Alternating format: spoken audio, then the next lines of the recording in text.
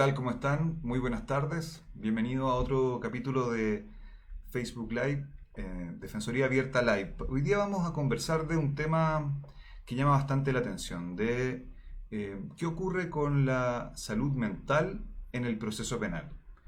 Queremos ver y responder algunas interrogantes sobre este tema, sobre si eh, son responsables las personas que tienen algún tipo de enfermedad mental, cómo se acredita esa enfermedad mental y también si estas situaciones pueden atenuar o no la responsabilidad de alguien, eximirla inclusive. ¿Cuándo sucede eso? Y también vamos a hacer como una pequeña mirada a qué es lo que sucede en la práctica con estas personas, con las personas que están sufriendo algún tipo de enfermedad mental y deben enfrentar el sistema penal. Para ello vamos a conversar con el defensor local jefe de Santiago, Víctor Providel, quien nos acompaña ahora. Bienvenido, Víctor. ¿Cómo estás? Hola, hola Alexis, buenas tardes a todos los que están conectados en esta transmisión. Mira, bueno, la lógica de este programa siempre ha sido llevar temas que son muy complejos del lenguaje jurídico, ¿cierto? A lo más cercano a la gente. Ojalá hablar, como decimos nosotros, el lenguaje claro, en un lenguaje sencillo. Entonces vamos a partir para ver si nos puedes explicar un poco algo un poco complicado, pero que yo sé que tú vas a poder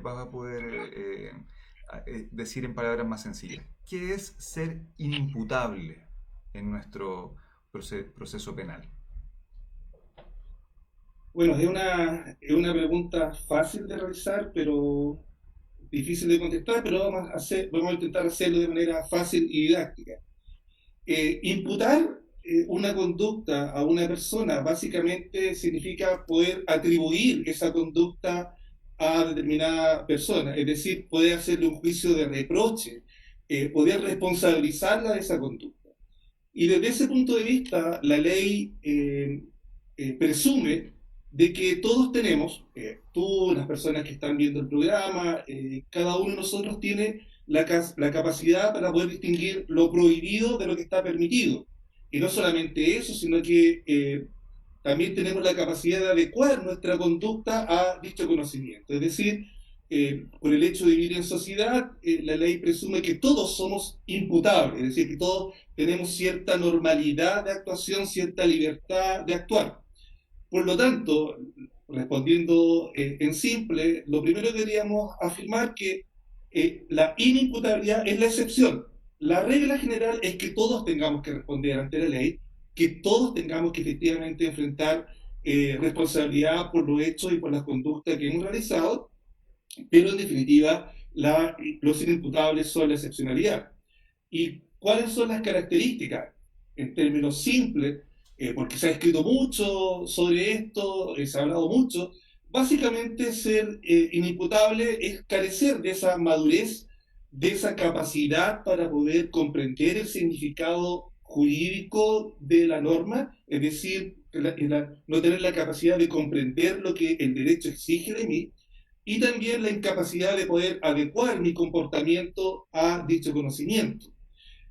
Básicamente eso es ser inimputable, no tener esa capacidad, no tener la aptitud para comprender que la conducta que estoy ejecutando está prohibida o sabiendo que está prohibida no poder adecuar mi comportamiento a ese conocimiento.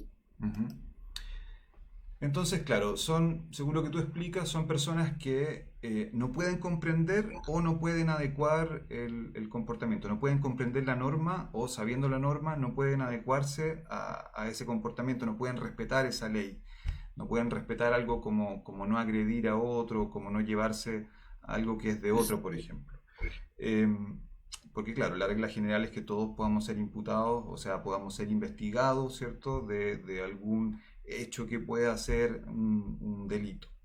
Eh, en general, ¿qué es lo que puede llevar a que una persona en concreto no tenga esa capacidad de comprender por una parte o comprendiendo no pueda evitar llevar a cabo esa acción? ¿Qué es qué enfermedad, qué condición puede llevar eso?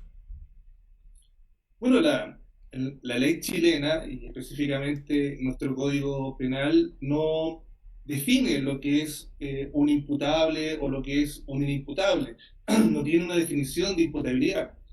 Como te digo, o sea, la regla general es que presume que todos somos iguales y todos somos normales. Sin embargo, la propia ley dice, mire, ¿sabe qué? Estas personas están exentas de responsabilidad penal, estas personas no van a responder penalmente de un delito, vamos a ver a continuación qué consecuencias puede traer aparejada su conducta, y dice, mire, están exentos de responsabilidad penal y son inimputables el loco o demente, los menores de edad y las personas que se hayan privadas temporalmente por alguna circunstancia ajena a su voluntad de la razón. Y aquí es algo curioso porque Menores de nuestro 14, código, ¿cierto? Menores de 14. exacto, 1874 es nuestro código penal. Entonces, nuestro código que ha sido criticado por ocupar estas expresiones que a lo mejor están en desuso en la ciencia jurídica, en la ciencia forense hoy en día, loco demente, sí efectivamente recoge o ha permitido que se vayan incorporando en este concepto de loco demente los distintos avances científicos sobre la materia y se puedan ir incorporando sin problema nuevas enfermedades que la ciencia médica ha ido descubriendo. Cosa curiosa, en este caso, eh, como tú señalas, el Código Penal de 1874, la psiquiatría moderna como ciencia comienza después de la Revolución Francesa, se le encarga a un doctor que se llama doctor alienista, el doctor Philippe Pinel, que pudiera organizar los sistemas de salud en Francia después de la Revolución Francesa, y en ese momento los hospitales, los manicomios, por así decirlo, estaban enfermos mentales, prostitutas, vagabundos, leprosos, había una cantidad de personas y se le encarga a Philippe Pinel elaborar un algo más, que le dé más garantía a la persona. ¿Y por qué lo digo esto? Porque el principal centro, el principal hospital psiquiátrico forense en Chile, que está en Putaendo, precisamente lleva el nombre de Philippe Pinel en homenaje al padre de esta psiquiatría forense. Ujú. Entonces, por lo tanto, lo que la ley hace es decir, mire, vamos a dejar fuera de responsabilidad penal, vamos efectivamente a eximir de responsabilidad al loco demente, a los menores de edad y a las personas que estén privadas de libertad, privadas de razón momentáneamente. Ya. Tomando eso en cuenta, como yo decía, cuando uno habla de menor de edad, inimputable en Chile es menos de 14 años, porque los de 14 hacia arriba son imputables, ¿cierto? Para que le quede claro a la gente. Tú ahí das dos posibilidades, o el código da dos posibilidades, ¿cierto? Este loco o demente, que son términos, la verdad, como dices tú, bastante antiguos. Quizás los psiquiatras se espantan un poco cuando escuchan eso, pero, pero claro, habla del loco o demente como de una condición que tiene esa persona, ¿cierto? O alguna enfermedad. Y también de las personas que se privan de razón momentáneamente. En la práctica, ¿con qué enfermedad y con qué condición, por ejemplo, nos podemos ir encontrando?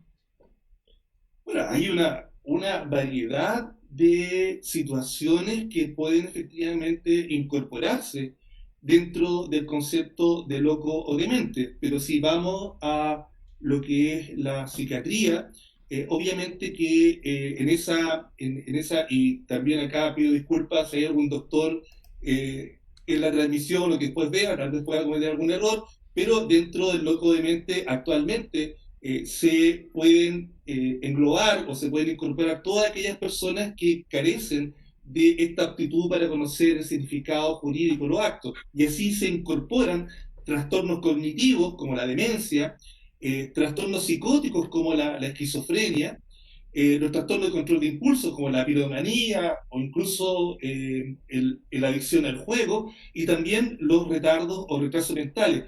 Como tú puedes ver, Ujú. hay una amplia gama de enfermedades o situaciones o condiciones médicas que se pueden incorporar dentro de la categoría de loco o demente. La característica común a todo ello es la pérdida del juicio de realidad. Es decir, las decisiones carecen de lógica. Su racionamiento no responde a la regla de la lógica, pero al interior, dentro del razonamiento de la persona, tiene cierta estructura lógica. El tema es que cuando dan explicación de sus actos, esas explicaciones son irracionales. Ujú. ¿Ya? Y acá algunos mitos, cuando se juzga a una persona que está, por ejemplo, en un estado, en un brote psicótico, una esquizofrenia, no es que la persona no sepa que está matando a otro o no sepa que está robando, sino que simplemente las explicaciones que da para esa conducta son del todo irracionales. Por ejemplo, hemos tenido casos en el cual personas cometen actos graves en contra de alguien cercano porque piensan de que eh, un ser alienígena se ha apoderado del cuerpo de esa persona o se piensa que alguien lo quiere envenenar. Por lo tanto, cuando uno le pregunta, oye, ¿y esta conducta? Dice, bueno, estaba amenazado, me quería envenenar. Entonces, y ahí uno se da cuenta que hay explicaciones que no son lógicas Ujú. respecto a lo que uno espera de la normalidad de las personas. Y eso, por ejemplo, es común escuchar que la gente dice, bueno, hay que hacerse pasar por loco, como para en el fondo eludir la acción de la justicia. ¿Cómo se prueba, por ejemplo? ¿Cuál es el estándar que requiere que alguien pueda ser eximido, por ejemplo, de responsabilidad? Como el caso, el ejemplo que contabas tú, de que según él, en su realidad hay un extraterrestre que se apodera de su cuerpo o escucha voces que lo obligan a realizar ciertas conductas que terminan siendo un delito. Eh, ¿Es sencillo hacerlo? ¿Cuál es el estándar y cómo se puede probar? Es una buena pregunta y en primer lugar quiero aclarar algo en el sentido de que nadie elige ser enfermo mental. Nadie de un día para otro se levanta y dice, desde el día voy a ser esquizofrénico o desde el día voy a desarrollar un estado psicótico. Las enfermedades mentales no eligen, como cualquier enfermedad. Como cualquier otra enfermedad es una condición que acompaña a la persona en su vida. Y eso es importante tenerlo presente porque hay mucha discriminación en Chile respecto de los enfermos mentales, no solamente las personas que se involucran en el sistema penal, sino que efectivamente en la sociedad entera. Eh, el tema también, otro mito, es que sinónimo de enfermedad mental es la cuestión de delito. Tampoco es así, también es un mito. Hay muchas personas que desarrollan su vida normal con algún tipo de enfermedad mental. La ciencia ha avanzado mucho con los años. Las enfermedades mentales diagnosticadas oportunamente y con la medicación correcta permite a los portadores que tienen esta condición llevar una vida normal. El mínimo de personas con enfermedad mental se involucra en el sistema penal. Y en este caso, recomiendo ver, o aquellos que no la han visto, la película Una mente brillante, que era protagonizada por Russell Crowe, que Ujú. narraba la vida de John Ford Knox, que ganó un premio Nobel de Economía y que padecía de esquizofrenia paranoide. ¿Por qué te lo digo esto, Alexis? Porque no es fácil, yo creo que es imposible simular una enfermedad mental.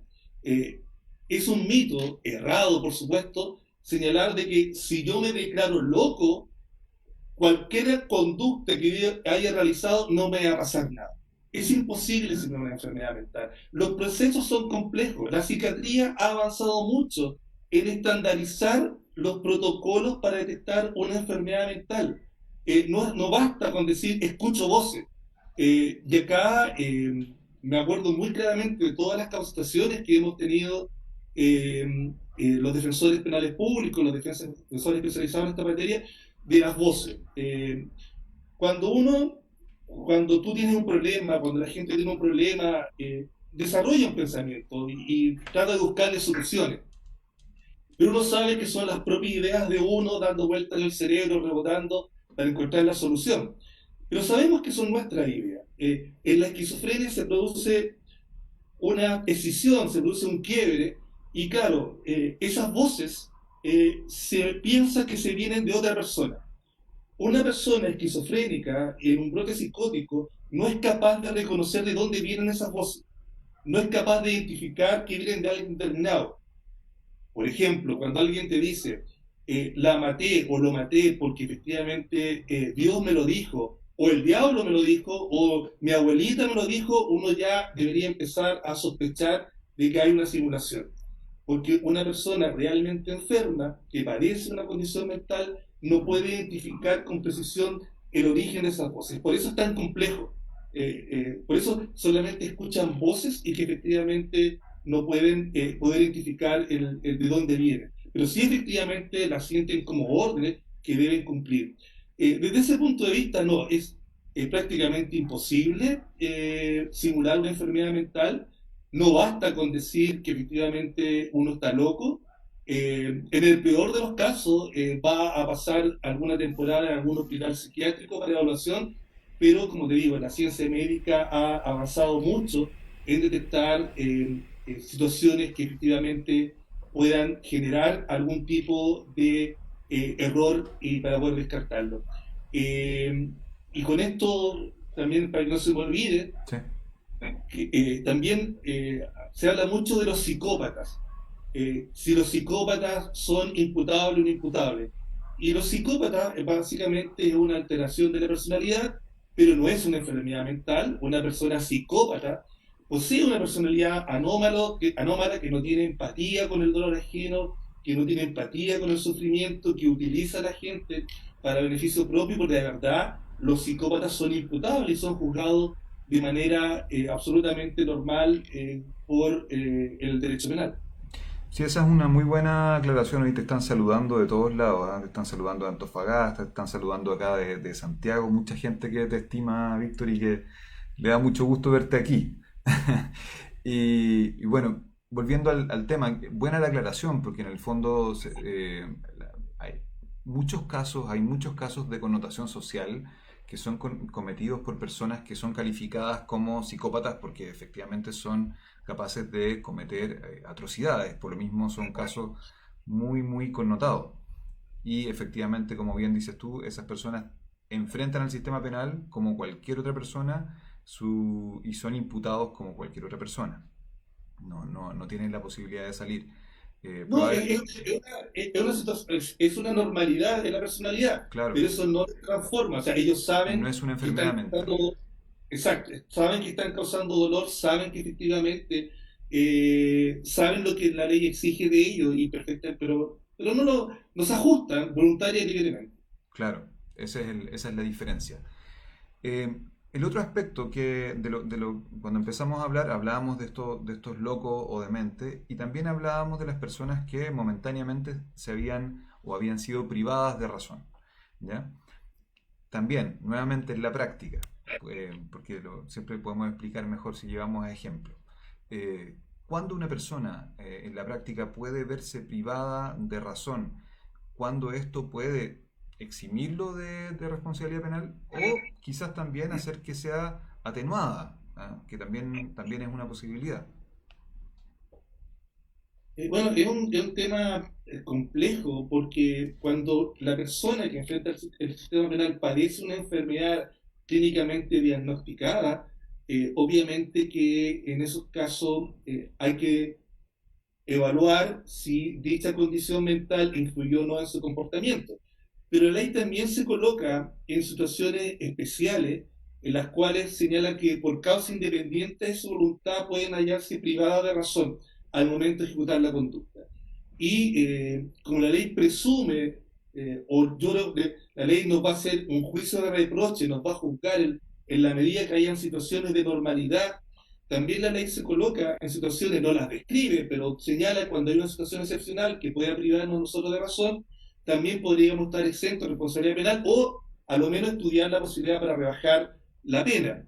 Por ejemplo, yo estoy pensando en el caso en que yo pueda estar viajando con mi familia en un vehículo y viene otro vehículo que no respeta las señales del tránsito y causa un grave daño a mi familia. No sé si nos pueden exigir en ese momento estar en una situación de normalidad si es que, por ejemplo, le causo daño o lesiones al conductor del automóvil Mm, o situaciones de alto estrés traumático. Entonces, si bien la ley no la describe, sí efectivamente pueden haber casos en que lo más importante es que la persona se haya privada totalmente de razón en ese momento por causa independiente de su voluntad.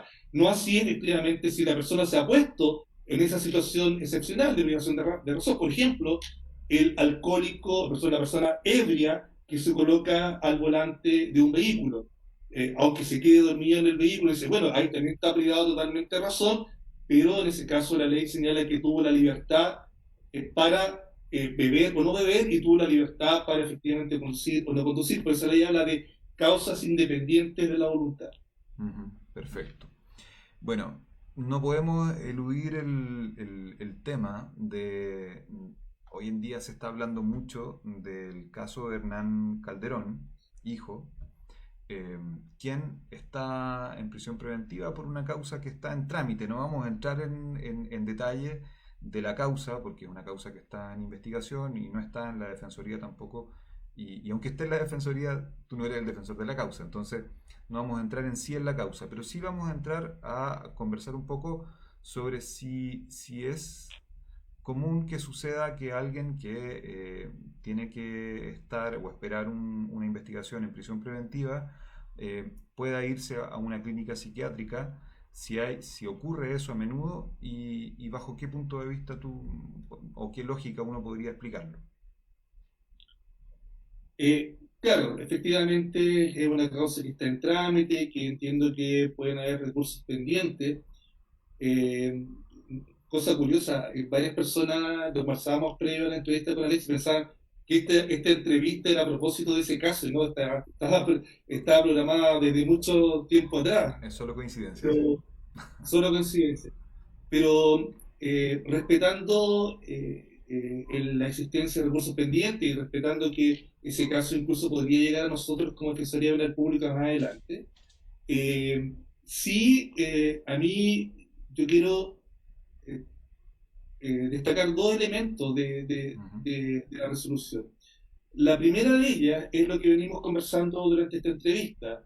Eh, la magistrada detecta que hay una situación de anormalidad en las facultades psiquiátricas de la persona que está enfrentando la justicia penal. Es decir, volvemos sobre la normalidad y la anormalidad que se tiene que realizar en todo proceso penal. Eso en primer lugar. Entonces, detecta de que hay una persona que en este momento no está en condiciones de cumplir una medida cautelar de privación de libertad porque previamente tiene que estar compensada. Entonces, eso es lo primero que verifica. Y lo segundo, que es una constatación de la realidad, dice, la verdad es que nuestros recintos penales no tienen las capacidades, no tienen los recursos para atender personas con problemas de salud mental al interior de un recinto de gendarmería.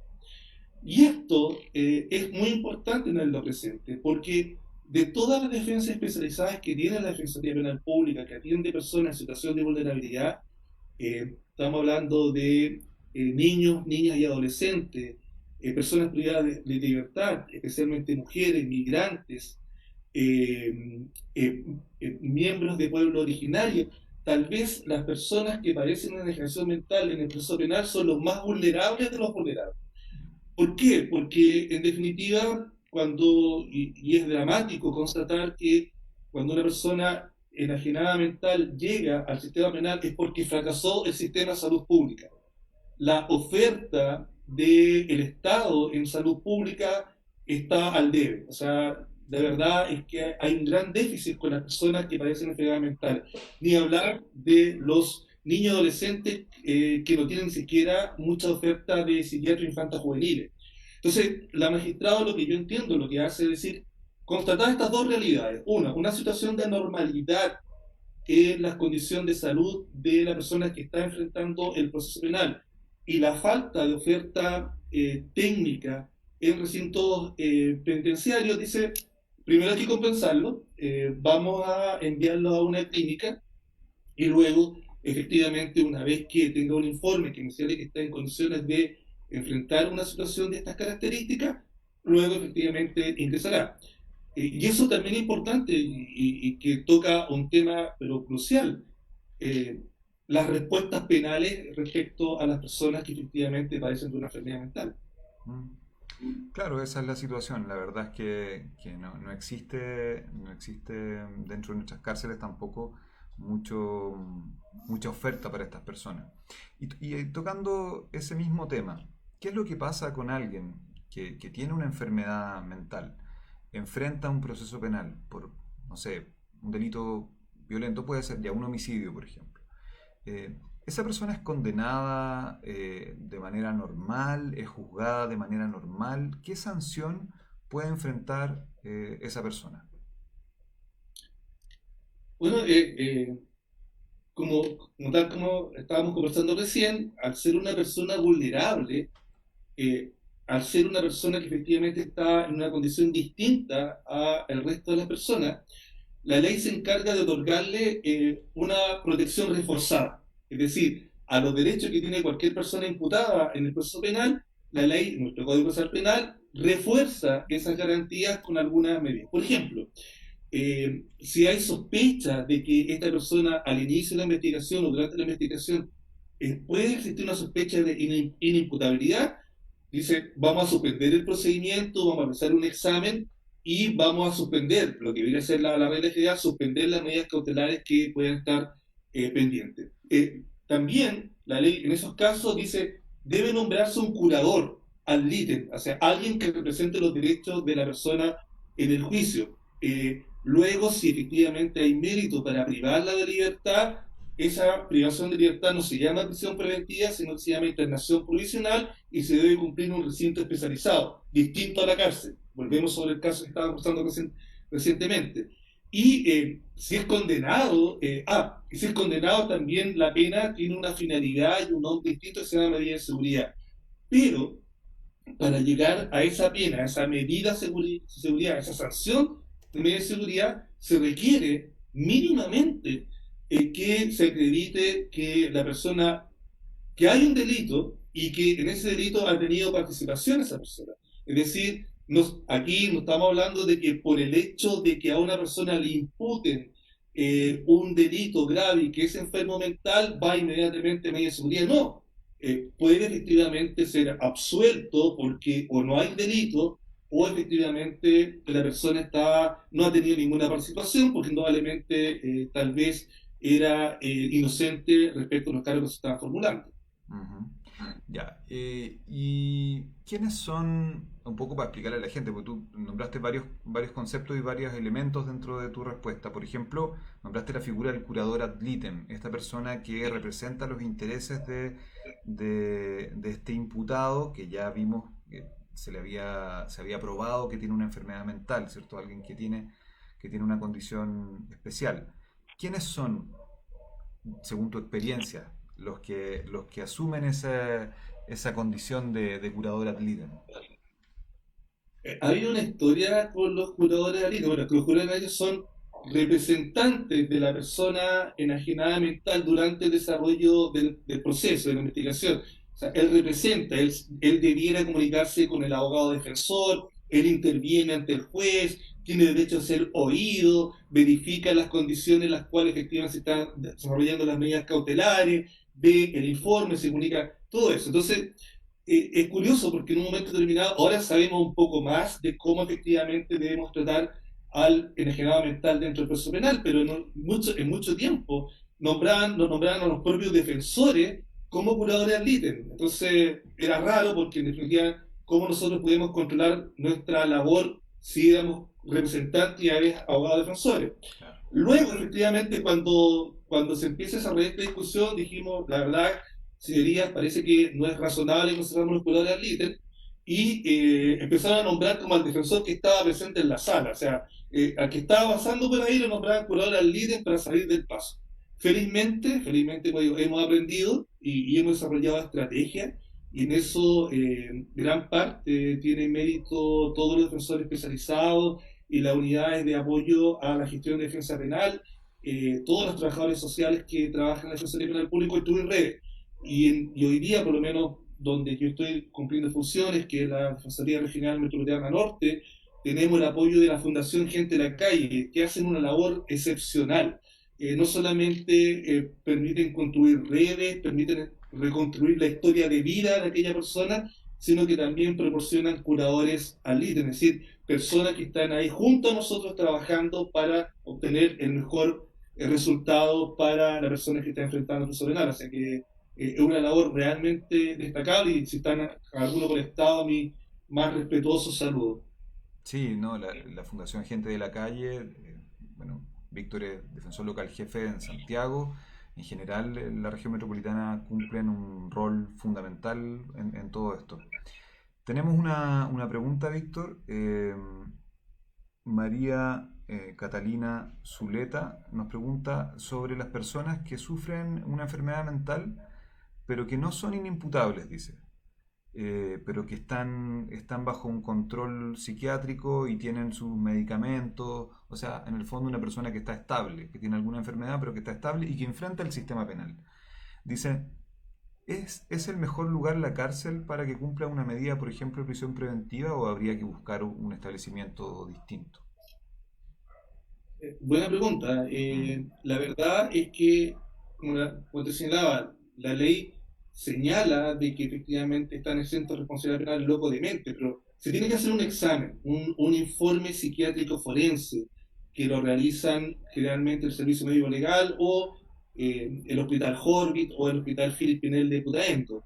Y ahí se analiza primero la existencia de la enfermedad mental, en segundo lugar, si al momento de ejecutar la conducta, o sea, se realiza un juicio retrospectivo, es decir, vamos a ver si esa persona cuando ejecutó la conducta, esa enfermedad mental o la condición mental influía o no influía en la ejecución de ese hecho. Y en tercer lugar, vamos a determinar si esa persona es peligrosa para sí o para sí misma. Por lo tanto, si el informe y el juicio de imputabilidad que corresponde al juez determina que la persona sí padecía una enfermedad mental y esa enfermedad mental ha tenido consecuencias, ha tenido un efecto en la conducta, obviamente lo va a declarar inimputable. Luego veremos si es peligroso para sí mismo. Pero sí, es raro, pero podría darse el caso de que una persona que padece una enfermedad mental estando compensada cometa el delito. Básicamente es muy extraño, pero se podría dar. Ahora, respondiendo la pregunta de fondo, no, la cárcel jamás debiera ser el lugar para que una persona cumpla una medida cautelar de privación de libertad. Jamás. El gran problema, nuevamente, es la oferta de camas disponibles en psiquiatría forense. Si ya es difícil para una persona normal que no enfrenta un proceso penal conseguir un cupo en la salud pública para atención de salud mental, imagínate una persona que está enfrentando un proceso penal. En Chile hay aproximadamente 20 camas psiquiátricas disponibles en la web y del Hospital Jorge y otras 20 en el Hospital Philip Pinel. No hay más, no hay más. Entonces, ¿cuál es nuestro problema como sociedad, como Estado? Es que tenemos en este momento centros de detención preventiva llenos de personas privadas de libertad que no deberían estar en la cárcel y que están esperando un cupo, ya sea en el Hospital Filipino de Putaendo o en el Hospital Jorge, lo que efectivamente puede comprometer en definitiva la responsabilidad del Estado. sí, la verdad que es compleja esa situación. Mira, tenemos otra pregunta. Agustín Domínguez nos hace una pregunta que tiene que ver con el trastorno mental transitorio. Dice si se puede calificar como este trastorno mental transitorio el estado mental de una persona que es víctima de violencia de género, por ejemplo. Eh, hay una, si bien la ley habla de trastorno mental transitorio, dice que por cualquier, eh, por cualquier causa independiente de su voluntad se haya totalmente privada de razón.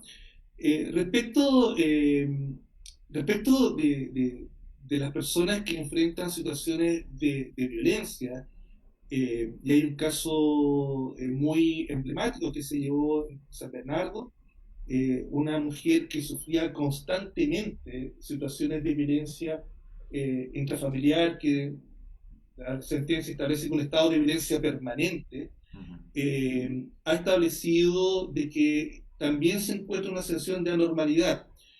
Y si bien no habla de la privación de razón en ese momento, sí habla de situaciones excepcionales, ¿ya? Y hoy día nuestra legislación contempla una eximente respecto de situaciones que efectivamente están en esa situación. Que si bien no habla de inimputabilidad, sí habla de inexigibilidad de otra conducta, es decir, que no era exigible en ese momento una conducta distinta a la realizada por el estado de violencia. La privación total de razón o el trastorno mental transitorio más bien dice relación con situaciones traumáticas que uno experimenta en un momento determinado y que efectivamente lo llevan a ejecutar conductas que si eliminamos esa situación traumática no hubieran sucedido.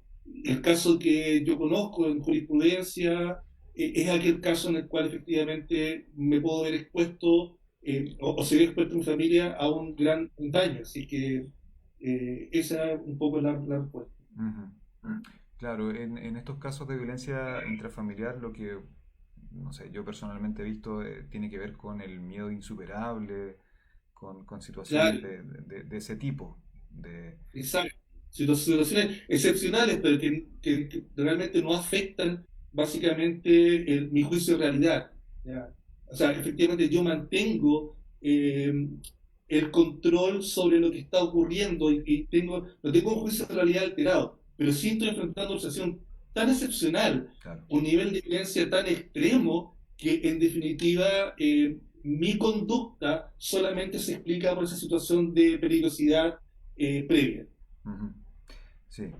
Ese, nos hacen otra pregunta que, bueno, tú a la pasada también ya lo contestaste más o menos en relación al alcohol. Eh, Carlos Spergen nos pregunta, ¿dónde está el límite entre una persona drogodependiente y un inimputable? Entiendo quizás la pregunta va al tema del daño. Por un lado, porque uno podría decir alguien que es alcohólico puede llegar a tener un daño cognitivo que lo transforme quizás en una persona inimputable. Y otro lado de la pregunta puede ser también, estoy tratando de descifrar a Carlos, otro lado también puede ser que estar bajo los A Carlos, efectos de. Claro. a Carlos lo conozco, fue compañero mío en la universidad y es indescifrable, así que no, no, Carlos, un gran amigo de la Universidad de Valparaíso, estudiamos juntos en la universidad, fuimos compañeros de curso. Más o menos la pregunta seguramente va por el lado de que si bien efectivamente una persona que se coloca voluntariamente en un estado de embriaguez y que luego comete delito, obviamente que esa persona es imputable, va a tener que responder, porque la ley, el juicio de reproche o el juicio de culpabilidad no lo realiza en el momento que ejecuta el delito, sino al momento en que efectivamente tenía la libertad o no para beber, Ujú. al igual que la droga. Sin embargo, actualmente también hay estudios que demuestran que cuando la drogodependencia o efectivamente el alcoholismo se transforma en algo crónico, en algo que efectivamente es una enfermedad inherente, también hay casos en los cuales la jurisprudencia ha determinado que ese estado de embriaguez patológica que efectivamente está asociado y que efectivamente hay un daño orgánico al cuerpo, al organismo, en el cual yo no puedo controlar si tomar o no tomar, sino que efectivamente hay una necesidad que el organismo me exige alcohol o droga. Se ha estimado que en esos casos probablemente también hay que analizar si hay signos de inimputabilidad y hay casos en los cuales efectivamente se ha declarado inimputable a una persona por una embriaguez patológica. Ujú. Por lo tanto, si bien por regla general tomar y cometer el delito no exime la responsabilidad, sí hay que analizar cuando la embriaguez o la dependencia de la droga es tan consubstancial que indudablemente no puedo separar la conducta de ese enfermo. Un saludo a Carlos Pergen. Claro, bueno, te mandan saludos también de la Defensoría Regional de la Araucanía también sobre tu disposición. Mira, claro, lo que tú dices tiene que ver con esa necesidad de consumo. Yo me imagino a alguien que, no sé, un consumidor habitual de drogas duras, como por ejemplo pasta base, que tiene un efecto también muy potente en las personas, muy potente en el organismo de las personas. Quizás esa necesidad de consumo puede llevar a que en un momento, si alguien le quita la droga o si a través de ese delito tiene acceso a conseguir la droga, claro, quizás podría ir por ese camino. Eh, Sí. sí, básicamente. Y de, y de hecho, algo de eso hay detrás de estos tribunales especiales, esta iniciativa de los tribunales de tratamiento de drogas. Es un poco reconocer que hay ciertos delitos que están vinculados con el consumo problemático de drogas que merecen un tratamiento especial. Sí, saludos desde Pichilemu, te manda Renato Cárcamo también. Gran valor, Renato. nuestro baluarte ahí en el borde costero, en el secano costero de la Sí, sexta. que envidia en todo caso, ¿ah? Ser defensor chileno. Oye, antes que se me olvide, porque se me va la palabra, o sea, un gran saludo a Javi y a Luciano que están allá en Machalita, pero también reconocer el trabajo de mucha gente que ha desarrollado este tema durante muchos años al interior de la Defensoría Penal Pública de manera silenciosa. Por ejemplo, a Nicolás Orellana, que es un gran defensor penal público y que ha trabajado constantemente este tema, no solamente en audiencia, sino que también en capacitaciones. Mi reconocimiento también al trabajo que hicimos también a propósito del saludo a Renato, con Maca Mesa y con Cristian Miranda allá en Rancagua, también con el tema de los enajenados mentales, y también a toda la gente de la Metro Norte, especialmente a la querida y gloriosa Defensoría Local de Santiago. No, súper bien reconocer el trabajo de ellos también. Mira, tenemos Ah, una... disculpa, antes Sí, de olvidar, y también al gran trabajo que realiza Francisca Sella ahí en la unidad de gestión de apoyo de diputados. excelente. Mira, Javiera Lizama, parece que Javiera quizás llegó un poco tarde a la transmisión, pero hace una pregunta y vamos a tratar de respondérsela también. Dice, una persona que está siendo investigada y que existe una posibilidad de que tenga una enfermedad mental, ¿debe cumplir la prisión preventiva en la cárcel o en un centro hospitalario? Bueno, la ley básicamente no debe cumplir la prisión preventiva. Es más, si efectivamente se sospecha de su imputabilidad y se suspende el procedimiento, ni siquiera debiera cumplir alguna medida cautelar. Esa es mi opinión. Suspendido el procedimiento, por lo que el artículo 458 del Código Procesal Penal debería cesar cualquier medida cautelar, incluso la prisión preventiva, en espera del informe sobre facultades mentales y peligrosidad. Mm. Pero si existe algún informe y hay mérito para decretar medidas cautelares, la privación de libertad debiera ser cumplida, y así lo dice la ley, en un centro distinto a la cárcel. Las cárceles no son lugares para personas con enfermedad mental, en ningún momento, ni durante la tramitación de la investigación, ni menos para cumplir una sanción. O sea, las cárceles están para personas, vuelvo sobre lo que nuestra primera parte de la entrevista, es para personas que están en un nivel de normalidad. Por eso nos preocupa tanto, por eso nos afecta tanto que haya personas que sabemos que son inimputables, que sabemos que tienen una enfermedad mental y que están hoy día en Santiago 1 o en algún otro lugar, en algún recinto penitenciario, esperando un cupo. O sea, eso efectivamente es algo que como sociedad no debiera eh, repugnar, no debería violentar. O sea, no podemos tener personas privadas de libertad cumpliendo medidas cautelares en una cárcel. Bueno, y cuando pasa eso, me imagino que el defensor lleva a cabo, no sé, recursos de amparo, todo lo que tenga a la mano para hacer que esa persona salga de ese recinto penal. Amparo, cautela de garantías, pataletas, no sé, de todo. Claro, pero el tema, volvemos a nuestra realidad. 20 camas en el Horbit. Y el Horbit nos responde, sí, efectivamente, o sea, si nosotros pudiéramos recibir más personas Mm. imputadas en la unidad de psiquiatría forense, felices, pero no tenemos más cupo, tenemos 20 camas. Y como te digo, o sea, la oferta de salud mental en Chile es pésima, o sea, y hay que reconocerla. Y como te digo, muchas veces vemos con lástima, con pena, de que mucha gente que se involucra en el sistema penal, si hubiera tenido una oferta de salud, un diagnóstico oportuno y medicamento oportuno, jamás se hubiera visto involucrado en el sistema penal. Mm. Sí. Mira, Ives Tapia, nuevamente, que la gente se va sumando a la transmisión, por eso quizás estamos tocando temas que tú ya respondiste, pero para responder a la pregunta, dice, ¿los tribunales consideran la drogodependencia de menores infractores de ley penal para efecto de reducir su culpabilidad en los delitos? O sea, si la drogodependencia básicamente reduce la pena o un atenuante, o puede ser inimputabilidad disminuida o algo así. Sí, mira, respecto de los niños, niñas y adolescentes, la ley dice de los 18 años para abajo son inimputables. Eso es lo que dice la ley, que están exentos de responsabilidad penal. Sin embargo, entre los 14 y antes de cumplir los de 18 años, hay un estatuto especial que es la ley de responsabilidad penal adolescente, donde efectivamente hay una serie de factores que se toman en consideración para aplicar algún tipo de sanción que busque la real resocialización del joven.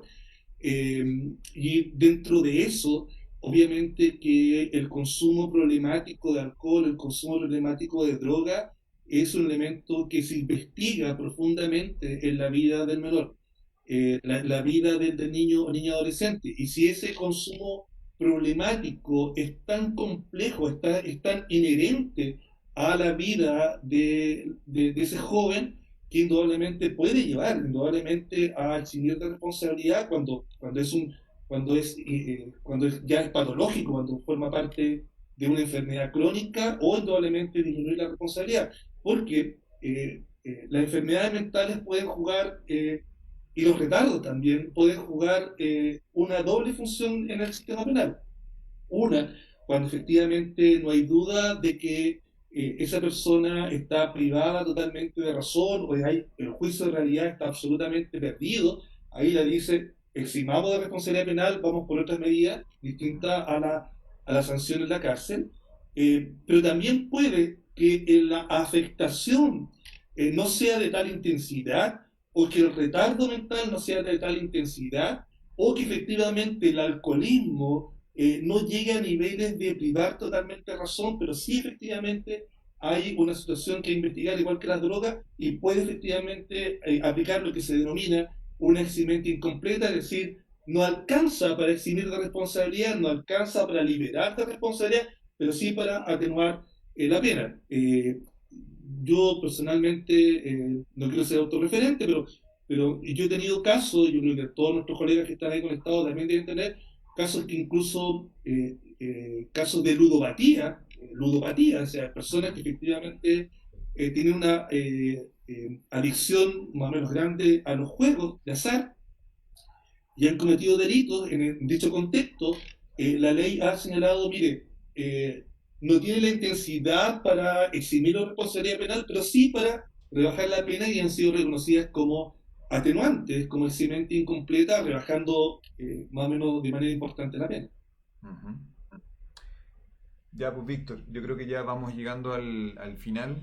Nos entusiasmamos respondiendo preguntas, pero bueno, esa es la idea de hacerlo bien interactivo. Te doy las gracias. No sé si quieres agregar algo, algún comentario final en la entrevista. No, primero que nada, agradecerte a ti por esta conversación, por la invitación. Espero que haya sido didáctica y entretenida para todos.